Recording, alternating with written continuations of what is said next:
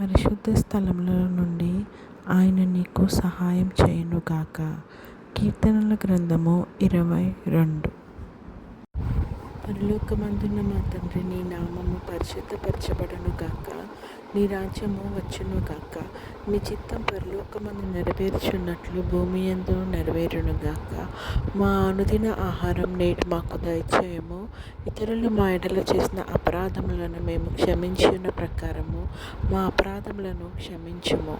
మమ్మల్ని శోధనలోకి తేక కీడు నుంచి తప్పించుము. ఎందుకనగా రాజ్యము, శక్తియు, మహిమ నిరంతరం నీవై ఉన్నాయి తండ్రి. ఆమేన్. యెహోవా నిన్ను ఆశీర్వదించి నిన్ను కాపాడునుగాక.